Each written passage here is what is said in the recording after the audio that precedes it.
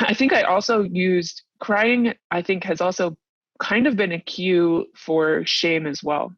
Um, and so the as we talked more, learning what that shame was at the root of a lot of what I was feeling, and really helping like further what I was feeling um, was what that was also really helpful.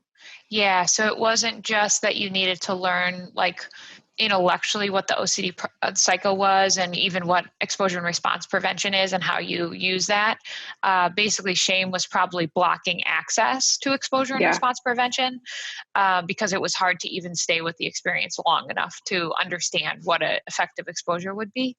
Can you tell now what you felt ashamed of? Um,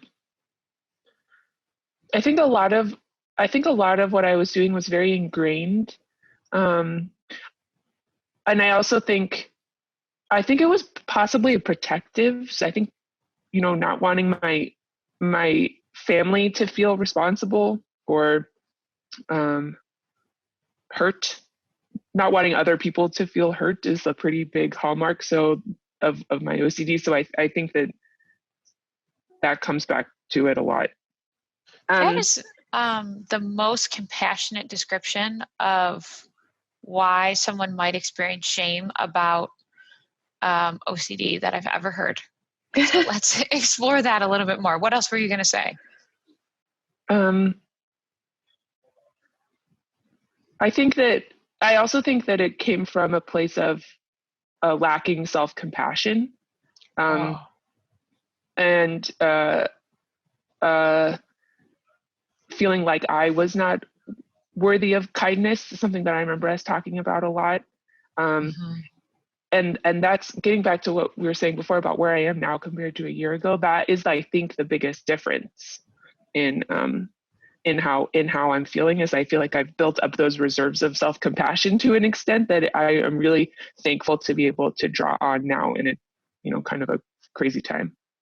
Yeah. So if part of your OCD was over response, so sometimes people feel shame about OCD because the unwanted intrusive thoughts they have are actually taboo topics. So Mm. they don't understand why they're having certain thoughts and certain feelings, and they've been taught by society or their specific family, their religious beliefs, whatever, that like you shouldn't be thinking or feeling certain things. And so as soon as that shows up against someone's will, they're immediately going to feel shame. The other thing that I think is remarkably compassionate that you're describing is a main feature of OCD is over responsibility, both of Mhm. thoughts and of your impact on others. And so, what we mean by that is over responsibility of thoughts is also called thought action fusion. It's when having a thought feels like it's true.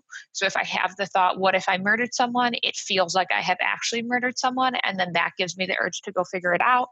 The other form of over responsibility would be taking responsibility for thoughts and feelings that other people experience, even when they're like you everybody's responsibility is their own response to their thoughts and feelings. So us taking Mhm. responsibility for other people doesn't make sense. But if you're caught in that because of your OCD, you might feel shame about the possibility that your OCD makes other people upset.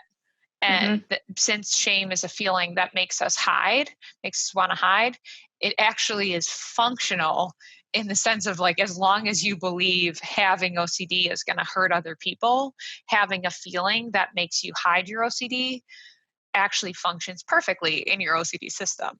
The problem Yep. is that's not true, that everyone is responsible for their own feelings, and you deserve kindness and compassion and understanding from other people, just like everybody else does. So Mhm. the message of shame isn't true, but it completely makes sense that it shows up for people.